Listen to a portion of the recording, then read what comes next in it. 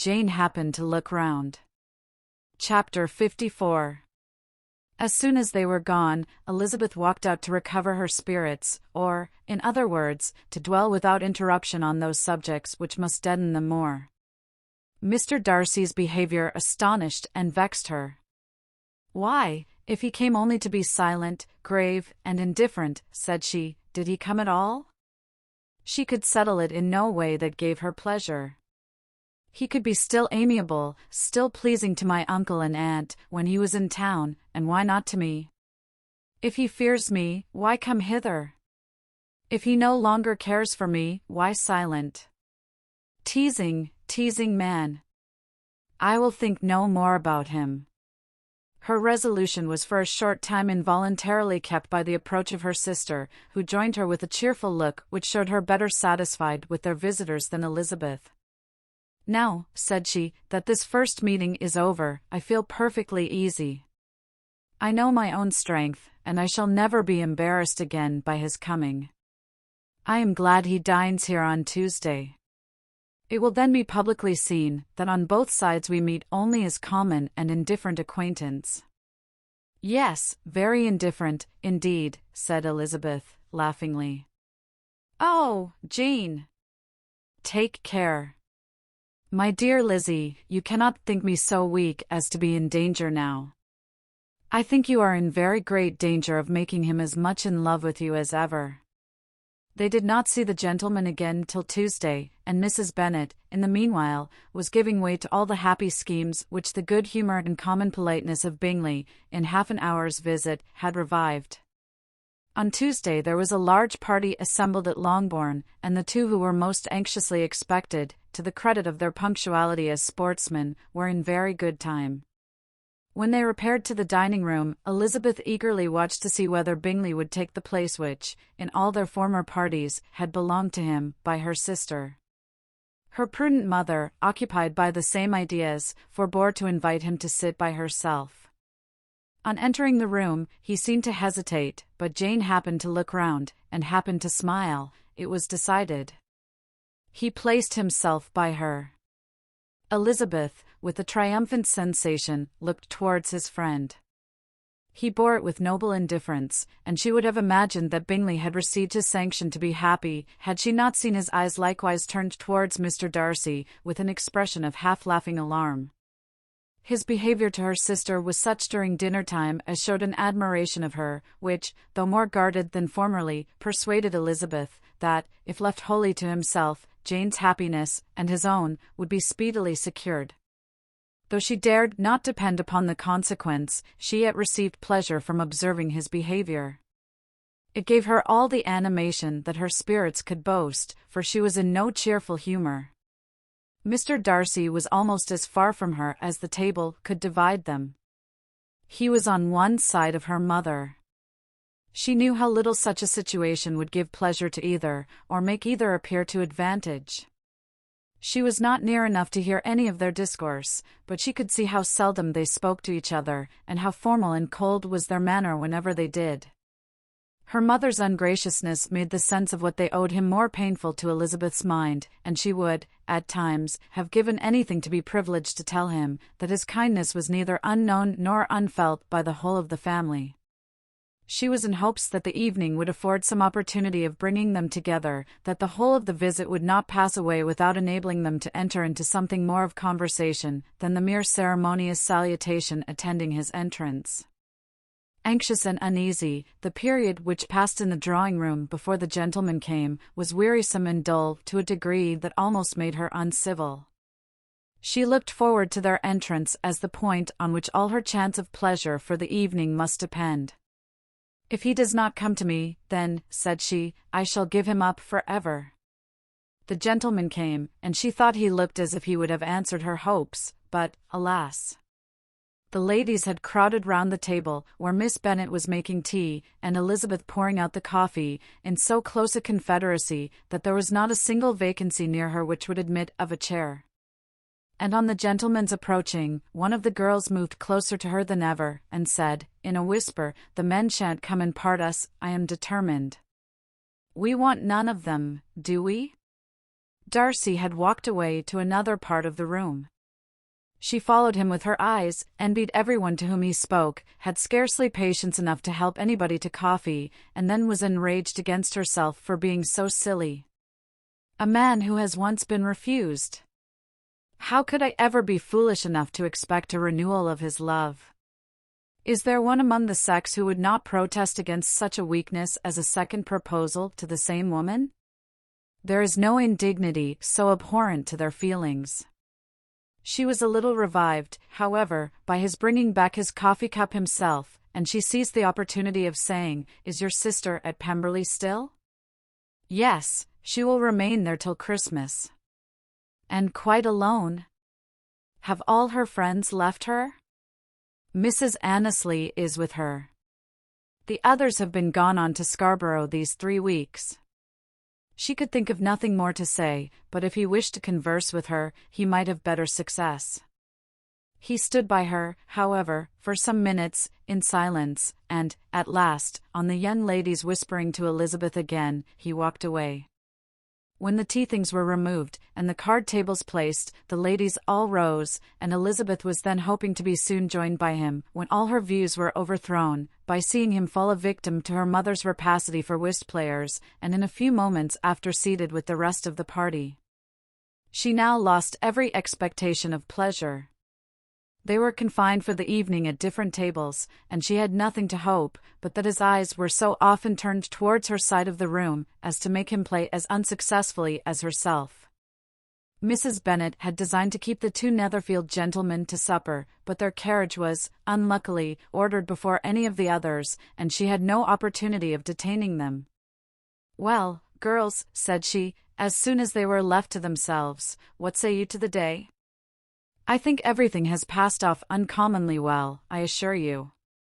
The dinner was as well dressed as any I ever saw. The venison was roasted to a turn, and everybody said they never saw so fat a haunch. The soup was 50 times better than what we had at the Lucases last week, and even Mr. Darcy acknowledged that the partridges were remarkably well done, and I suppose he has 2 or 3 French cooks at least. And, my dear Jane, I never saw you look in greater beauty. Mrs. Long said so too, for I asked her whether you did not. And what do you think she said besides? Ah, Mrs. Bennet, we shall have her at Netherfield at last. She did, indeed. I do think Mrs. Long is as good a creature as ever lived, and her nieces are very pretty behaved girls, and not at all handsome. I like them prodigiously. Mrs. Bennet, in short, was in very great spirits. She had seen enough of Bingley's behaviour to Jane to be convinced that she would get him at last, and her expectations of advantage to her family, when in a happy humour, were so far beyond reason, that she was quite disappointed at not seeing him there again the next day, to make his proposals. "It has been a very agreeable day," said Miss Bennet to Elizabeth. "The party seemed so well selected, so suitable one with the other. I hope we may often meet again." Elizabeth smiled. "Lizzie, you must not do so. You must not suspect me. It mortifies me. I assure you that I have now learned to enjoy his conversation as an agreeable and sensible young man without having a wish beyond it. I am perfectly satisfied, from what his manners now are, that he never had any design of engaging my affection. It is only that he is blessed with greater sweetness of address, and a stronger desire of generally pleasing, than any other man." "You are very cruel," said her sister. "You will not let me smile, and are provoking me to it every moment. How hard it is in some cases to be believed, and how impossible in others. But why should you wish to persuade me that I feel more than I acknowledge? That is a question which I hardly know how to answer. We all love to instruct, though we can teach only what is not worth knowing. Forgive me, and if you persist in indifference, do not make me your confidant. Lizzie, my dear, I want to speak to you." Chapter 55. A few days after this visit, Mr. Bingley called again, and alone. His friend had left him that morning for London, but was to return home in 10 days' time. He sat with them above an hour, and was in remarkably good spirits. Mrs. Bennet invited him to dine with them, but, with many expressions of concern, he confessed himself engaged elsewhere. "Next time you call," said she, "I hope we shall be more lucky. He should be particularly happy at any time, etc., etc., and if she would give him leave, would take an early opportunity of waiting on them." "Can you come tomorrow?" Yes, he had no engagement at all for tomorrow, and her invitation was accepted with alacrity.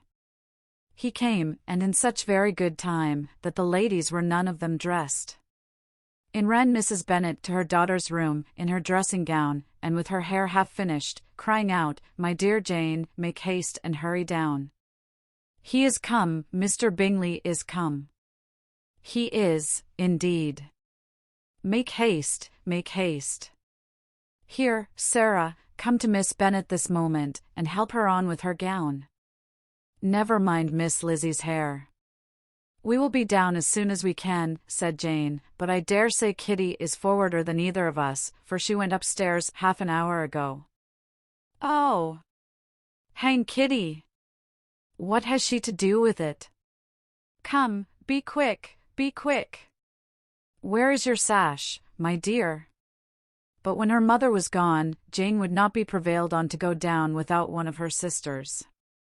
The same anxiety to get them by themselves was visible again in the evening. After tea, Mr. Bennet retired to the library, as was his custom, and Mary went upstairs to her instrument. 2 obstacles of the 5 being thus removed, Mrs. Bennet sat looking and winking at Elizabeth and Catherine for a considerable time, without making any impression on them. Elizabeth would not observe her, and when at last Kitty did, she very innocently said, "What is the matter, mamma? What do you keep winking at me for? What am I to do?" "Nothing, child, nothing. I did not wink at you." She then sat still 5 minutes longer, but unable to waste such a precious occasion, she suddenly got up, and saying to Kitty, "Come here, my love, I want to speak to you," took her out of the room. Jane instantly gave a look at Elizabeth, which spoke her distress at such premeditation, and her entreaty that she would not give in to it. In a few minutes, Mrs. Bennet half opened the door and called out, "Lizzie, my dear, I want to speak with you." Elizabeth was forced to go. "We may as well leave them by themselves, you know," said her mother as soon as she was in the hall. "Kitty and I are going upstairs to sit in my dressing-room." Elizabeth made no attempt to reason with her mother, but remained quietly in the hall till she and Kitty were out of sight, then returned into the drawing-room. Mrs. Bennet's schemes for this day were ineffectual. Bingley was everything that was charming, except the professed lover of her daughter. His ease and cheerfulness rendered him a most agreeable addition to their evening party, and he bore with the ill-judged officiousness of the mother, and heard all her silly remarks with a forbearance and command of countenance particularly grateful to the daughter. He scarcely needed an invitation to stay supper, and before he went away an engagement was formed, chiefly through his own and Mrs. Bennet's means, for his coming next morning to shoot with her husband. After this day, Jane said no more of her indifference. Not a word passed between the sisters concerning Bingley, but Elizabeth went to bed in the happy belief that all must speedily be concluded, unless Mr. Darcy returned within the stated time. Seriously, however, she felt tolerably persuaded that all this must have taken place with that gentleman's concurrence. Bingley was punctual to his appointment, and he and Mr. Bennet spent the morning together, as had been agreed on. The latter was much more agreeable than his companion expected. There was nothing of presumption or folly in Bingley that could provoke his ridicule or disgust him into silence, and he was more communicative and less eccentric than the other had ever seen him. Bingley of course returned with him to dinner, and in the evening Mrs. Bennet's invention was again at work to get everybody away from him and her daughter. Elizabeth, who had a letter to write, went into the breakfast-room for that purpose soon after tea, for as the others were all going to sit down to cards, she could not be wanted to counteract her mother's schemes. But on her returning to the drawing-room, when her letter was finished, she saw, to her infinite surprise, there was reason to fear that her mother had been too ingenious for her. On opening the door, she perceived her sister and Bingley standing together over the hearth, as if engaged in earnest conversation, and had this led to no suspicion, the faces of both, as they hastily turned round and moved away from each other, would have told it all. Their situation was awkward enough, but hers she thought was still worse. Not a syllable was uttered by either, and Elizabeth was on the point of going away again, when Bingley, who as well as the other had sat down, suddenly rose, and, whispering a few words to her sister, ran out of the room. Jane could have no reserves from Elizabeth, where confidence would give pleasure, and, instantly embracing her, acknowledged, with the liveliest emotion, that she was the happiest creature in the world. "'Tis too much," she added, "by far too much. I do not deserve it.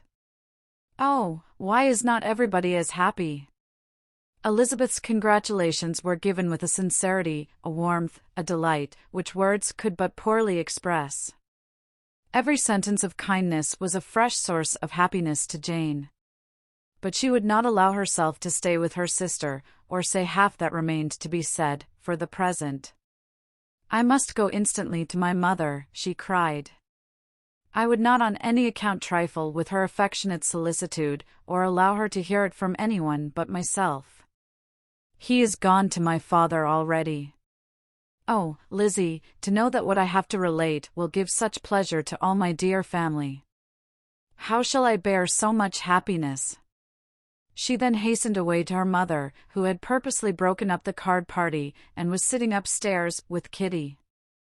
Elizabeth, who was left by herself, now smiled at the rapidity and ease with which an affair was finally settled that had given them so many previous months of suspense and vexation. "And this," said she, "is the end of all his friend's anxious circumspection. Of all his sister's falsehood and contrivance. The happiest, wisest, and most reasonable end." In a few minutes she was joined by Bingley, whose conference with her father had been short and to the purpose. "Where is your sister?" said he hastily, as he opened the door. "With my mother upstairs. She will be down in a moment, I dare say." He then shut the door, and, coming up to her, claimed the good wishes and affection of a sister. Elizabeth honestly and heartily expressed her delight in the prospect of their relationship. They shook hands with great cordiality, and then, till her sister came down, she had to listen to all he had to say of his own happiness, and of Jane's perfections, and in spite of his being a lover, Elizabeth really believed all his expectations of felicity to be rationally founded, because they had for basis the excellent understanding and super-excellent disposition of Jane, and a general similarity of feeling and taste between her and himself. It was an evening of no common delight to them all. The satisfaction of Miss Bennet's mind gave such a glow of sweet animation to her face, as made her look handsomer than ever. Kitty simpered and smiled, and hoped her turn was coming soon. Mrs. Bennet could not give her consent, or speak her approbation in terms warm enough to satisfy her feelings, though she talked to Bingley of nothing else, for half an hour, and when Mr. Bennet joined them at supper, his voice and manner plainly showed how really happy he was. Not a word, however, passed his lips in allusion to it, till their visitor took his leave for the night, but as soon as he was gone, he turned to his daughter and said, "Jane, I congratulate you. You will be a very happy woman." Jane went to him instantly, kissed him, and thanked him for his goodness. "You are a good girl," he replied, "and I have great pleasure in thinking you will be so happily settled. I have not a doubt of your doing very well together. Your tempers are by no means unlike. You are each of you so complying, that nothing will ever be resolved on, so easy, that every servant will cheat you, and so generous, that you will always exceed your income. I hope not so. Imprudence or thoughtlessness in money matters would be unpardonable in me. Exceed their income. My dear Mr. Bennet, cried his wife, what are you talking of? Why, he has 4,000 or 5,000 a year, and very likely more. Then addressing her daughter, oh, my dear, dear Jane, I am so happy. I am sure I shan't get a wink of sleep all night. I knew how it would be. I always said it must be so, at last. I was sure you could not be so beautiful for nothing. I remember, as soon as ever I saw him, when you first came into Hertfordshire last year, I thought how likely it was that you should come together. Oh, he is the handsomest young man that ever was seen. Wickham, Lydia, were all forgotten. Jane was beyond competition her favourite child. At that moment she cared for no other. Her younger sisters soon began to make interest with her for objects of happiness which she might in future be able to dispense. Mary petitioned for the use of the library at Netherfield, and Kitty begged very hard for a few balls there every winter. Bingley, from this time, was of course a daily visitor at Longbourn, coming frequently before breakfast, and always remaining till after supper, unless when some barbarous neighbour, who could not be enough detested, had given him an invitation to dinner, which he thought himself obliged to accept. Elizabeth had now but little time for conversation with her sister, for while he was present Jane had no attention to bestow on anyone else, but she found herself considerably useful to both of them in those hours of separation that must sometimes occur. In the absence of Jane, he always attached himself to Elizabeth for the pleasure of talking of her, and when Bingley was gone, Jane constantly sought the same means of relief. "He has made me so happy," said she, one evening, by telling me that he was totally ignorant of my being in town last spring. I had not believed it possible. "I suspected as much," replied Elizabeth. "But how did he account for it?" "It must have been his sister's doing. They were certainly no friends to his acquaintance with me, which I cannot wonder at, since he might have chosen so much more advantageously in many respects. But when they see, as I trust they will, that their brother is happy with me, they will learn to be contented, and we shall be on good terms again, though we can never be what we once were to each other." "That is the most unforgiving speech," said Elizabeth, "that I ever heard you utter." "Good girl! It would vex me, indeed, to see you again the dupe of Miss Bingley's pretended regard. Would you believe it, Lizzie, that when he went to town last November he really loved me, and nothing but a persuasion of my being indifferent would have prevented his coming down again? He made a little mistake, to be sure, but it is to the credit of his modesty." This naturally introduced a panegyric from Jane on his diffidence, and the little value he put on his own good qualities. Elizabeth was pleased to find that he had not betrayed the interference of his friend, for, though Jane had the most generous and forgiving heart in the world, she knew it was a circumstance which must prejudice her against him. "I am certainly the most fortunate creature that ever existed," cried Jane. "Oh, Lizzie, why am I thus singled from my family, and blessed above them all? If I could but see you as happy! If there were but such another man for you! If you were to give me 40 such men, I never could be so happy as you. Till I have your disposition, your goodness, I never can have your happiness.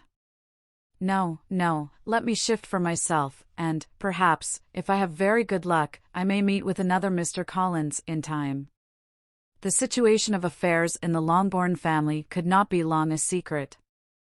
Mrs. Bennet was privileged to whisper it to Mrs. Phillips, and she ventured, without any permission, to do the same by all her neighbours in Meryton. The Bennets were speedily pronounced to be the luckiest family in the world, though only a few weeks before, when Lydia had first run away, they had been generally proved to be marked out for misfortune. Chapter 56. One morning, about a week after Bingley's engagement with Jane had been formed, as he and the females of the family were sitting together in the dining-room, their attention was suddenly drawn to the window by the sound of a carriage, and they perceived a chaise and 4 driving up the lawn. It was too early in the morning for visitors, and besides, the equipage did not answer to that of any of their neighbours. The horses were post, and neither the carriage, nor the livery of the servant who preceded it, were familiar to them. As it was certain, however, that somebody was coming, Bingley instantly prevailed on Miss Bennet to avoid the confinement of such an intrusion, and walk away with him into the shrubbery. They both set off, and the conjectures of the remaining 3 continued, though with little satisfaction, till the door was thrown open, and their visitor entered. It was Lady Catherine de Bourgh. They were of course all intending to be surprised, but their astonishment was beyond their expectation, and on the part of Mrs. Bennet and Kitty, though she was perfectly unknown to them, even inferior to what Elizabeth felt. She entered the room with an air more than usually ungracious, made no other reply to Elizabeth's salutation than a slight inclination of the head, and sat down without saying a word. Elizabeth had mentioned her name to her mother on her ladyship's entrance, though no request of introduction had been made. Mrs. Bennet, all amazement, though flattered by having a guest of such high importance, received her with the utmost politeness. After sitting for a moment in silence, she said, very stiffly, to Elizabeth, "I hope you are well, Miss Bennet. That lady, I suppose, is your mother?" Elizabeth replied very concisely that she was. "And that, I suppose, is one of your sisters?" "Yes, madam," said Mrs. Bennet, delighted to speak to a Lady Catherine. "She is my youngest girl but one. My youngest of all is lately married, and my eldest is somewhere about the ground, walking with a young man, who, I believe, will soon become a part of the family." "You have a very small park here," returned Lady Catherine, after a short silence. "It is nothing in comparison of Rosings, my lady, I dare say, but, I assure you, it is much larger than Sir William Lucas's. This must be a most inconvenient sitting-room for the evening in summer. The windows are full west." Mrs. Bennet assured her that they never sat there after dinner, and then added, "May I take the liberty of asking your ladyship whether you left Mr. and Mrs. Collins well?" "Yes, very well. I saw them the night before last." Elizabeth now expected that she would produce a letter for her from Charlotte, as it seemed the only probable motive for her calling. But no letter appeared, and she was completely puzzled. Mrs. Bennet, with great civility, begged her ladyship to take some refreshment, but Lady Catherine very resolutely, and not very politely, declined eating anything, and then, rising up, said to Elizabeth, "Miss Bennet, there seemed to be a prettyish kind of a little wilderness on one side of your lawn. I should be glad to take a turn in it, if you will favour me with your company." "Go, my dear," cried her mother, "and show her ladyship about the different walks. I think she will be pleased with the hermitage." Elizabeth obeyed, and, running into her own room for her parasol, attended her noble guest downstairs. As they passed through the hall, Lady Catherine opened the doors into the dining parlour and drawing-room, and pronouncing them, after a short survey, to be decent-looking rooms, walked on. Her carriage remained at the door, and Elizabeth saw that her waiting-woman was in it. They proceeded in silence along the gravel walk that led to the copse. Elizabeth was determined to make no effort for conversation with a woman who was now more than usually insolent and disagreeable. "How could I ever think her like her nephew?" said she, as she looked in her face. As soon as they entered the copse, Lady Catherine began in the following manner: "You can be at no loss, Miss Bennet, to understand the reason of my journey hither. Your own heart, your own conscience, must tell you why I come." Elizabeth looked with unaffected astonishment. "Indeed, you are mistaken, madam. I have not been at all able to account for the honour of seeing you here." "Miss Bennet," replied her ladyship, in an angry tone, "you ought to know that I am not to be trifled with. But however insincere you may choose to be, you shall not find me so. My character has ever been celebrated for its sincerity and frankness, and in a cause of such moment as this, I shall certainly not depart from it. A report of a most alarming nature reached me 2 days ago. I was told that not only your sister was on the point of being most advantageously married, but that Miss Elizabeth Bennet would, in all likelihood, be soon afterwards united to my nephew, my own nephew, Mr. Darcy. Though I know it must be a scandalous falsehood, though I would not injure him so much as to suppose the truth of it possible, I instantly resolved on setting off for this place, that I might make my sentiments known to you." "If you believed it impossible to be true," said Elizabeth, colouring with astonishment and disdain, "I wonder you took the trouble of coming so far. What could your ladyship propose by it?" "At once to insist upon having such a report universally contradicted." "Your coming to Longbourn, to see me and my family," said Elizabeth coolly, "will be rather a confirmation of it, if, indeed, such a report is in existence." "If? Do you then pretend to be ignorant of it? Has it not been industriously circulated by yourselves?" Do you not know that such a report is spread abroad? I never heard that it was. And can you likewise declare that there is no foundation for it? I do not pretend to possess equal frankness with your ladyship. You may ask questions which I shall not choose to answer. This is not to be borne.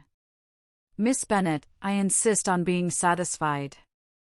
Has my nephew made you an offer of marriage? Your ladyship has declared it to be impossible. It ought to be so, it must be so, while he retains the use of his reason. But your arts and allurements may, in a moment of infatuation, have made him forget what he owes to himself and to all his family. You may have drawn him in.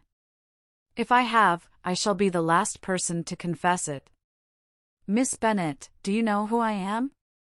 I have not been accustomed to such language as this. I am almost the nearest relation he has in the world, and am entitled to know all his dearest concerns. But you are not entitled to know mine, nor will such behavior as this ever induce me to be explicit. Let me be rightly understood. This match, to which you have the presumption to aspire, can never take place. No, never. Mr. Darcy is engaged to my daughter. Now, what have you to say? Only this, that if he is so, you can have no reason to suppose he will make an offer to me. Lady Catherine hesitated for a moment, and then replied, the engagement between them is of a peculiar kind. From their infancy, they have been intended for each other. It was the favorite wish of his mother, as well as of hers. While in their cradles we planned the union, and now, at the moment when the wishes of both sisters would be accomplished, is their marriage to be prevented by a young woman of inferior birth, of no importance in the world, and wholly unallied to the family? Do you pay no regard to the wishes of his friends, to his tacit engagement with Miss de Bourgh? Are you lost to every feeling of propriety and delicacy? Have you not heard me say, that from his earliest hours he was destined for his cousin? Yes, and I had heard it before. But what is that to me? If there is no other objection to my marrying your nephew, I shall certainly not be kept from it by knowing that his mother and aunt wished him to marry Miss de Bourgh. You both did as much as you could in planning the marriage. Its completion depended on others. If Mr. Darcy is neither by honor nor inclination confined to his cousin, why is not he to make another choice? And if I am that choice, why may not I accept him? Because honor, decorum, prudence, nay, interest, forbid it. Yes, Miss Bennet, interest, for do not expect to be noticed by his family or friends, if you wilfully act against the inclinations of all. You will be censured, slighted, and despised by everyone connected with him. Your alliance will be a disgrace, your name will never even be mentioned by any of us. These are heavy misfortunes, replied Elizabeth. But the wife of Mr. Darcy must have such extraordinary sources of happiness necessarily attached to her situation, that she could, upon the whole, have no cause to repine. Obstinate, headstrong girl! I am ashamed of you. Is this your gratitude for my attentions to you last spring? Is nothing due to me on that score? Let us sit down. You are to understand, Miss Bennet, that I came here with the determined resolution of carrying my purpose, nor will I be dissuaded from it. I have not been used to submit to any person's whims. I have not been in the habit of brooking disappointment. That will make your ladyship's situation at present more pitiable, but it will have no effect on me. I will not be interrupted. Hear me in silence. My daughter and my nephew are formed for each other. They are descended, on the maternal side, from the same noble line, and, on the father's, from respectable, honorable, and ancient, though untitled, families. Their fortune on both sides is splendid. They are destined for each other by the voice of every member of their respective houses, and what is to divide them, the upstart pretensions of a young woman without family, connections, or fortune. Is this to be endured? But it must not, shall not be. If you are sensible of your own good, you would not wish to quit the sphere in which you have been brought up. In marrying your nephew, I should not consider myself as quitting that sphere. He is a gentleman, I am a gentleman's daughter, so far we are equal. True. You are a gentleman's daughter.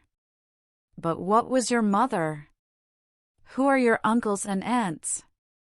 Do not imagine me ignorant of their condition. Whatever my connections may be, said Elizabeth, if your nephew does not object to them, they can be nothing to you. Tell me, once for all, are you engaged to him? Though Elizabeth would not, for the mere purpose of obliging Lady Catherine, have answered this question, she could not but say, after a moment's deliberation, I am not. Lady Catherine seemed pleased. And will you promise me never to enter into such an engagement? I will make no promise of the kind. Miss Bennet, I am shocked and astonished. I expected to find a more reasonable young woman. But do not deceive yourself into a belief that I will ever recede. I shall not go away till you have given me the assurance I require. And I certainly never shall give it. I am not to be intimidated into anything so wholly unreasonable. Your ladyship wants Mr. Darcy to marry your daughter, but would my giving you the wished-for promise make their marriage at all more probable? Supposing him to be attached to me, would my refusing to accept his hand make him wish to bestow it on his cousin? Allow me to say, Lady Catherine, that the arguments with which you have supported this extraordinary application have been as frivolous as the application was ill-judged. You have widely mistaken my character, if you think I can be worked on by such persuasions as these. How far your nephew might approve of your interference in his affairs, I cannot tell, but you have certainly no right to concern yourself in mine. I must beg, therefore, to be importuned no further on the subject. Not so hasty, if you please. I have by no means done. To all the objections I have already urged, I have still another to add. I am no stranger to the particulars of your youngest sister's infamous elopement. I know it all, that the young man's marrying her was a patched-up business, at the expense of your father and uncle. And is such a girl to be my nephew's sister? Is her husband, who is the son of his late father's steward, to be his brother? Heaven and earth, of what are you thinking? Are the shades of Pemberley to be thus polluted? You can now have nothing further to say, she resentfully answered. You have insulted me, in every possible method. I must beg to return to the house. And she rose as she spoke. Lady Catherine rose also, and they turned back. Her ladyship was highly incensed. You have no regard, then, for the honor and credit of my nephew. Unfeeling, selfish girl. Do you not consider that a connection with you must disgrace him in the eyes of everybody? Lady Catherine, I have nothing further to say. You know my sentiments. You are then resolved to have him? I have said no such thing. I am only resolved to act in that manner, which will, in my own opinion, constitute my happiness, without reference to you, or to any person so wholly unconnected with me. It is well. You refuse, then, to oblige me. You refuse to obey the claims of duty, honor, and gratitude. You are determined to ruin him in the opinion of all his friends, and make him the contempt of the world. Neither duty, nor honor, nor gratitude, replied Elizabeth, has any possible claim on me, in the present instance. No principle of either would be violated by my marriage with Mr. Darcy. And with regard to the resentment of his family, or the indignation of the world, if the former were excited by his marrying me, it would not give me one moment's concern, and the world in general would have too much sense to join in the scorn. And this is your real opinion? This is your final resolve? Very well. I shall now know how to act. Do not imagine, Miss Bennet, that your ambition will ever be gratified. I came to try you. I hope to find you reasonable, but depend upon it I will carry my point. In this manner Lady Catherine talked until they were at the door of the carriage, when, turning hastily round, she added, I take no leave of you, Miss Bennet. I send no compliments to your mother. You deserve no such attention. I am most seriously displeased." Elizabeth made no answer, and without attempting to persuade her ladyship to return into the house, walked quietly into it herself. She heard the carriage drive away as she proceeded upstairs. Her mother impatiently met her at the door of her dressing-room to ask why Lady Catherine would not come in again and rest herself. "She did not choose it," said her daughter. "She would go. She is a very fine-looking woman. And her calling here was prodigiously civil. For she only came, I suppose, to tell us the Collinses were well. She is on her road somewhere, I dare say, and so, passing through Meryton, thought she might as well call on you. I suppose she had nothing particular to say to you, Lizzie?" Elizabeth was forced to give in to a little falsehood here, for to acknowledge the substance of their conversation was impossible. The discomposure of spirits which this extraordinary visit threw Elizabeth into could not be easily overcome, nor could she for many hours learn to think of it less than incessantly. Lady Catherine, it appeared, had actually taken the trouble of this journey from Rosings for the sole purpose of breaking off her supposed engagement with Mr. Darcy. It was a rational scheme, to be sure. But from what the report of their engagement could originate, Elizabeth was at a loss to imagine, till she recollected that his being the intimate friend of Bingley, and her being the sister of Jane, was enough, at a time when the expectation of one wedding made everybody eager for another, to supply the idea. She had not herself forgotten to feel that the marriage of her sister must bring them more frequently together. And her neighbours at Lucas Lodge, therefore, for through their communication with the Collinses, the report, she concluded, had reached Lady Catherine, had only set that down as almost certain and immediate which she had looked forward to as possible at some future time. In revolving Lady Catherine's expressions, however, she could not help feeling some uneasiness as to the possible consequence of her persisting in this interference. From what she had said of her resolution to prevent the marriage, it occurred to Elizabeth that she must meditate an application to her nephew, and how he might take a similar representation of the evils attached to a connection with her she dared not pronounce. She knew not the exact degree of his affection for his aunt, or his dependence on her judgment, but it was natural to suppose that he thought much higher of her ladyship than she could do, and it was certain that in enumerating the miseries of a marriage with one whose immediate connections were so unequal to his own, his aunt would address him on his weakest side. With his notions of dignity, he would probably feel that the arguments, which to Elizabeth had appeared weak and ridiculous, contained much good sense and solid reasoning. If he had been wavering before, as to what he should do, which had often seemed likely, the advice and entreaty of so near a relation might settle every doubt, and determine him at once to be as happy as dignity unblemished could make him. In that case, he would return no more. Lady Catherine might see him in her way through town, and his engagement to Bingley of coming again to Netherfield must give way. If, therefore, an excuse for not keeping his promise should come to his friend within a few days, she added, I shall know how to understand it. I shall then give over every expectation, every wish of his constancy. If he is satisfied with only regretting me, when he might have obtained my affections in hand, I shall soon cease to regret him at all. The surprise of the rest of the family, on hearing who their visitor had been, was very great, but they obligingly satisfied it with the same kind of supposition which had appeased Mrs. Bennet's curiosity, and Elizabeth was spared from much teasing on the subject. The next morning, as she was going downstairs, she was met by her father, who came out of his library with a letter in his hand. Lizzie, said he, I was going to look for you, come into my room. She followed him thither, and her curiosity to know what he had to tell her was heightened by the supposition of its being in some manner connected with the letter he held. It suddenly struck her that it might be from Lady Catherine, and she anticipated with dismay all the consequent explanations. She followed her father to the fireplace, and they both sat down. He then said, I have received a letter this morning that has astonished me exceedingly. As it principally concerns yourself, you ought to know its contents.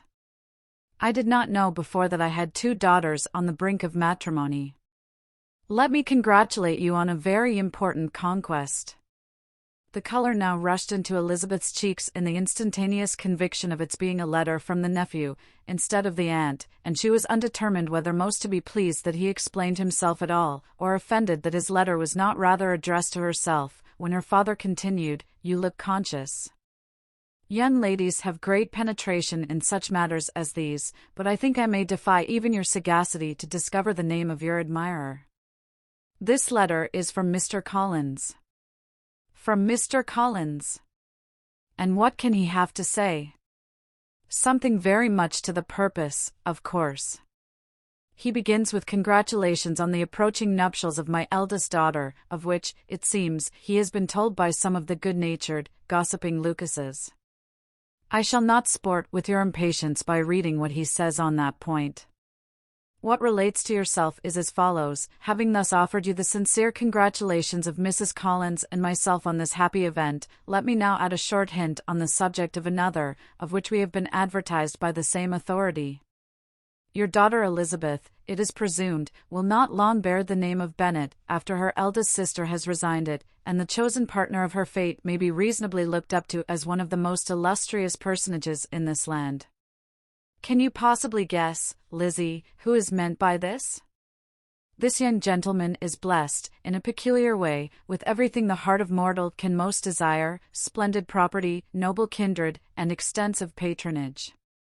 Yet, in spite of all these temptations, let me warn my cousin Elizabeth, and yourself, of what evils you may incur by a precipitate closure with this gentleman's proposals, which, of course, you will be inclined to take immediate advantage of.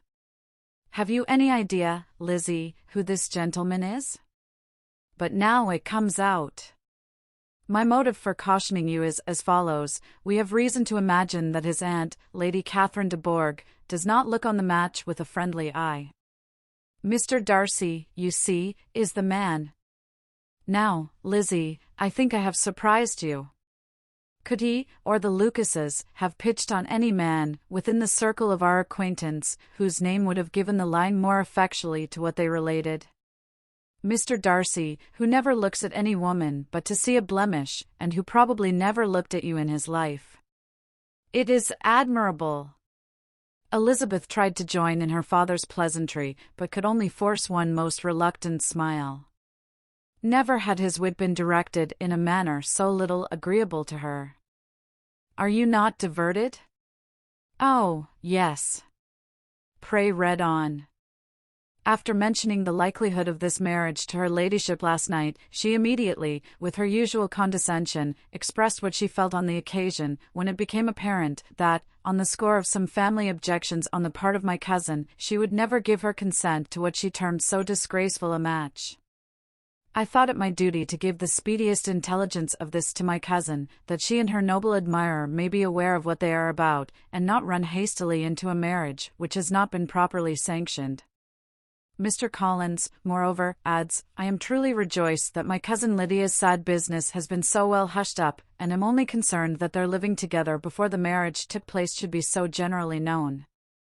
I must not, however, neglect the duties of my station, or refrain from declaring my amazement at hearing that you received the young couple into your house as soon as they were married. It was an encouragement of vice, and had I been the rector of Longbourn, I should very strenuously have opposed it.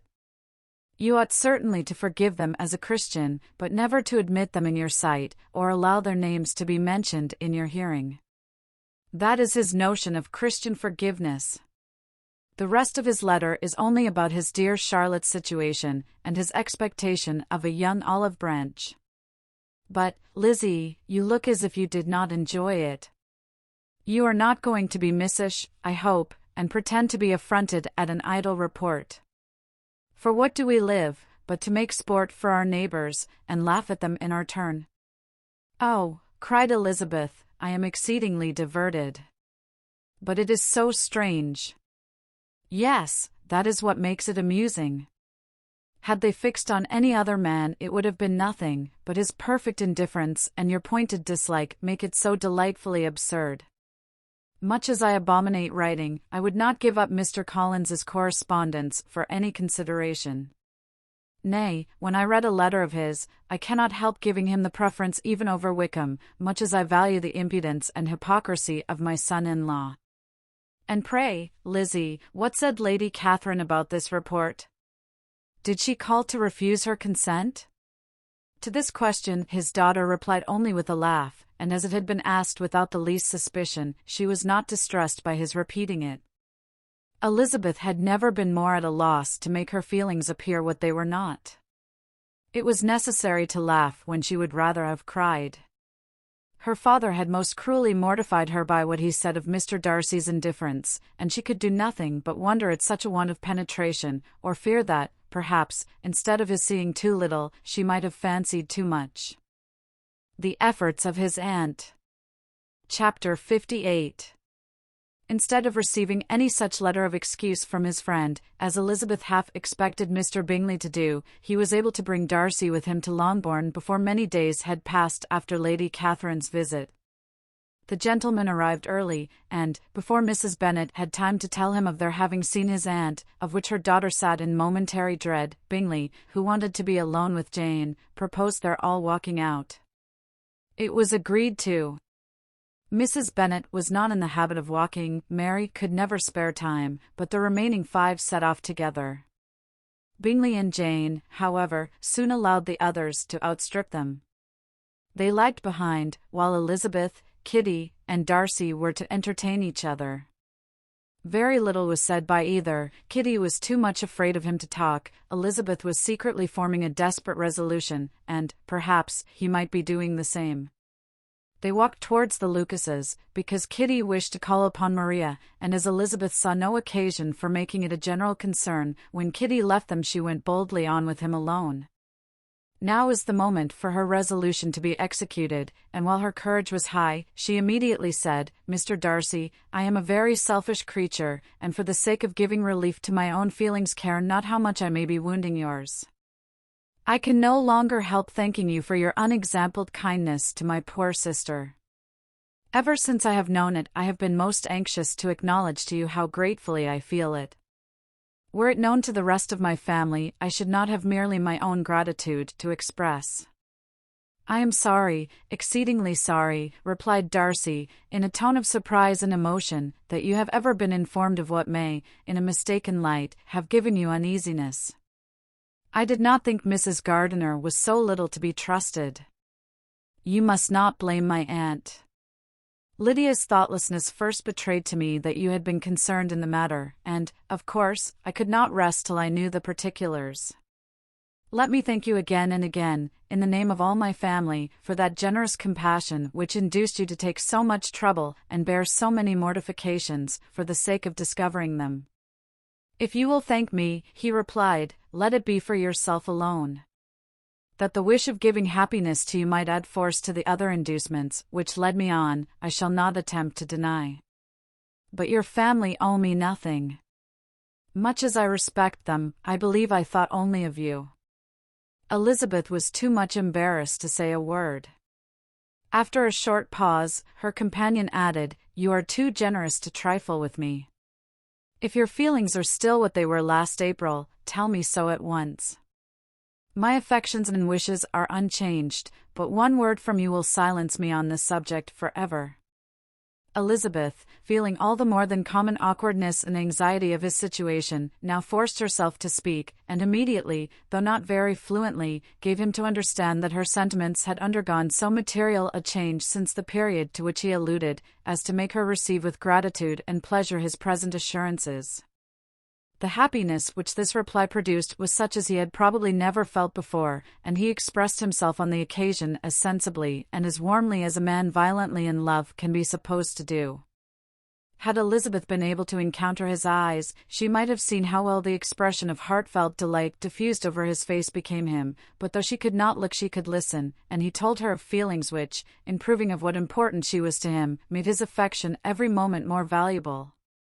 They walked on without knowing in what direction. There was too much to be thought, and felt, and said, for attention to any other objects. She soon learnt that they were indebted for their present good understanding to the efforts of his aunt, who did call on him in her return through London, and there relate her journey to Longbourn, its motive, and the substance of her conversation with Elizabeth, dwelling emphatically on every expression of the latter, which, in her ladyship's apprehension, peculiarly denoted her perverseness and assurance, in the belief that such a relation must assist her endeavours to obtain that promise from her nephew which she had refused to give. But, unluckily for her ladyship, its effect had been exactly contrariwise. "It taught me to hope," said he, "as I had scarcely ever allowed myself to hope before. I knew enough of your disposition to be certain that had you been absolutely, irrevocably decided against me, you would have acknowledged it to Lady Catherine frankly and openly." Elizabeth coloured and laughed as she replied, "Yes, you know enough of my frankness to believe me capable of that. After abusing you so abominably to your face, I could have no scruple in abusing you to all your relations. What did you say of me that I did not deserve? For though your accusations were ill-founded, formed on mistaken premises, my behaviour to you at the time had merited the severest reproof. It was unpardonable. I cannot think of it without abhorrence. We will not quarrel for the greater share of blame annexed to that evening," said Elizabeth. "The conduct of neither, if strictly examined, will be irreproachable, but since then we have both, I hope, improved in civility. I cannot be so easily reconciled to myself. The recollection of what I then said, of my conduct, my manners, my expressions during the whole of it, is now, and has been many months, inexpressibly painful to me. Your reproof, so well applied, I shall never forget, had you behaved in a more gentlemanlike manner. Those were your words. You know not, you can scarcely conceive, how they have tortured me, though it was some time, I confess, before I was reasonable enough to allow their justice. I was certainly very far from expecting them to make so strong an impression. I had not the smallest idea of their being ever felt in such a way. I can easily believe it. You thought me then devoid of every proper feeling, I am sure you did. The turn of your countenance I shall never forget, as you said that I could not have addressed you in any possible way that would induce you to accept me. Oh, do not repeat what I then said. These recollections will not do at all. I assure you that I have long been most heartily ashamed of it." Darcy mentioned his letter. "Did it," said he, "did it soon make you think better of me? Did you, on reading it, give any credit to its contents?" She explained what its effects on her had been, and how gradually all her former prejudices had been removed. "I knew," said he, "that what I wrote must give you pain, but it was necessary. I hope you have destroyed the letter. There was one part, especially the opening of it, which I should dread your having the power of reading again. I can remember some expressions which might justly make you hate me. The letter shall certainly be burnt, if you believe it essential to the preservation of my regard, but, though we have both reason to think my opinions not entirely unalterable, they are not, I hope, quite so easily changed as that implies." "When I wrote that letter," replied Darcy, "I believed myself perfectly calm and cool, but I am since convinced that it was written in a dreadful bitterness of spirit. The letter, perhaps, began in bitterness, but it did not end so. The adieu is charity itself. But think no more of the letter. The feelings of the person who wrote and the person who received it are now so widely different from what they were then, that every unpleasant circumstance attending it ought to be forgotten. You must learn some of my philosophy. Think only of the past as its remembrance gives you pleasure. I cannot give you credit for any philosophy of the kind. Your retrospections must be so totally void of reproach, that the contentment arising from them is not of philosophy, but, what is much better, of ignorance. But with me, it is not so.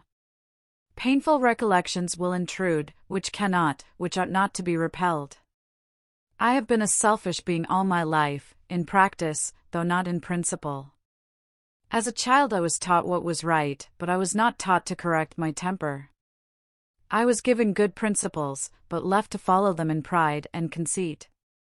Unfortunately an only son, for many years an only child, I was spoiled by my parents, who, though good themselves, my father particularly, all that was benevolent and amiable, allowed, encouraged, almost taught me to be selfish and overbearing, to care for none beyond my own family circle, to think meanly of all the rest of the world, to wish at least to think meanly of their sense and worth compared with my own. Such I was, from 8 to 28, and such I might still have been but for you, dearest, loveliest Elizabeth. What do I not owe you? You taught me a lesson, hard indeed at first, but most advantageous. By you, I was properly humbled. I came to you without a doubt of my reception. You showed me how insufficient were all my pretensions to please a woman worthy of being pleased. Had you then persuaded yourself that I should? Indeed I had. What will you think of my vanity? I believed you to be wishing, expecting my addresses. My manners must have been in fault, but not intentionally, I assure you. I never meant to deceive you, but my spirits might often lead me wrong. How you must have hated me after that evening. Hate you! I was angry, perhaps, at first, but my anger soon began to take a proper direction. I am almost afraid of asking what you thought of me when we met at Pemberley. You blamed me for coming? No, indeed, I felt nothing but surprise. Your surprise could not be greater than mine in being noticed by you. My conscience told me that I deserved no extraordinary politeness, and I confess that I did not expect to receive more than my due. My object then, replied Darcy, was to show you, by every civility in my power, that I was not so mean as to resent the past, and I hoped to obtain your forgiveness, to lessen your ill opinion, by letting you see that your reproofs had been attended to. How soon any other wishes introduced themselves, I can hardly tell, but I believe in about half an hour after I had seen you. He then told her of Georgiana's delight in her acquaintance, and of her disappointment at its sudden interruption, which naturally leading to the cause of that interruption, she soon learnt that his resolution of following her from Derbyshire in quest of her sister had been formed before he quitted the inn, and that his gravity and thoughtfulness there had arisen from no other struggles than what such a purpose must comprehend. She expressed her gratitude again, but it was too painful a subject to each to be dwelt on farther. After walking several miles in a leisurely manner, and too busy to know anything about it, they found at last, on examining their watches, that it was time to be at home. What could have become of Mr. Bingley and Jane was a wonder which introduced the discussion of their affairs. Darcy was delighted with their engagement, his friend had given him the earliest information of it. "I must ask whether you were surprised," said Elizabeth. "Not at all. When I went away, I felt that it would soon happen. That is to say, you had given your permission. I guessed as much." And though he exclaimed at the term, she found that it had been pretty much the case. "On the evening before my going to London," said he, "I made a confession to him, which I believe I ought to have made long ago. I told him of all that had occurred to make my former interference in his affairs absurd and impertinent. His surprise was great. He had never had the slightest suspicion. I told him, moreover, that I believed myself mistaken in supposing, as I had done, that your sister was indifferent to him, and as I could easily perceive that his attachment to her was unabated, I felt no doubt of their happiness together." Elizabeth could not help smiling at his easy manner of directing his friend. "Did you speak from your own observation," said she, "when you told him that my sister loved him, or merely from my information last spring?" "From the former. I had narrowly observed her, during the 2 visits which I had lately made her here, and I was convinced of her affection." "And your assurance of it, I suppose, carried immediate conviction to him?" "It did. Bingley is most unaffectedly modest. His diffidence had prevented his depending on his own judgment in so anxious a case, but his reliance on mine made everything easy. I was obliged to confess one thing, which, for a time, and not unjustly, offended him. I could not allow myself to conceal that your sister had been in town 3 months last winter, that I had known it, and purposely kept it from him. He was angry. But his anger, I am persuaded, lasted no longer than he remained in any doubt of your sister's sentiments. He has heartily forgiven me now. Elizabeth longed to observe that Mr. Bingley had been a most delightful friend, so easily guided that his worth was invaluable, but she checked herself. She remembered that he had yet to learn to be laughed at, and it was rather too early to begin. In anticipating the happiness of Bingley, which of course was to be inferior only to his own, he continued the conversation till they reached the house. In the hall, they parted.